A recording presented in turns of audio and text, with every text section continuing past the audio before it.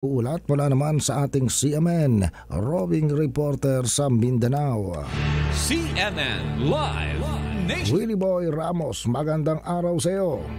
Magandang araw din Ariel, magandang araw Pilipinas, mayong adlaw mga taga Mindanao. Hindi na matutuloy pa ang kauna-unahang Bangsamoro Parliamentary Elections ngayong Oktubre at 13, 2025 matapos magdeklara ang Korte Suprema na isang unconstitutional ang Bangsamoro Autonomy Act 77 na maglilipat sana ng 7 parliamentary districts mula sa Sulu patungo sa ibang lugar sa Bangsamoro Region matapos humiwalay ang lalawigan ng Sulu sa rehiyon at dahil sa hindi na maipapatupad pa ang redistribution ng 7 parliamentary seats sa ibang lalawigan sa Bangsamoro Region, iniutos ng Korte Suprema na ipagpapaliban ang BARM elections ngayong Oktubre at 13, 2025. Ang Bangsamoro Autonomy Act 77 ay isang batas para sa 80 upuan sa BARM Parliament or 8 seats member of the parliament sa Bangsamoro at kung hindi kasama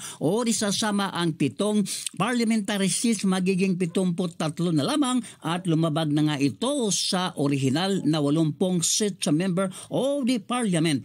Bangsamoro Autonomy Act 77 is unconstitutional ayon pa sa Korte Suprema at kaugnay nito natasan ang Bangsamoro Transition Authority at ang Commission on Elections na huwag magsasagawa ng anumang hakbang sa pagpapatupad sa Bangsamoro Autonomy Act 77 dahil na rin sa pagkaoktaba sa halalan sa Bangsamoro Region natasan ang COMELEC na simula na ang lahat na paghanda at pagsasagawa ng halalan para sa mga miyembro sa Bangsamoro Parliament na kailangan gaganapin at isumiti bago ang Marso 31, 2026. Weller Ramos, CMN Roving Reporter ng Mindanao, Radyo Kalikasan Ningog City Base, nagulat ng live para sa CMN Pilipinas.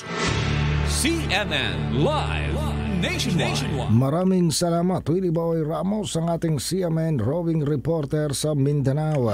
Samantala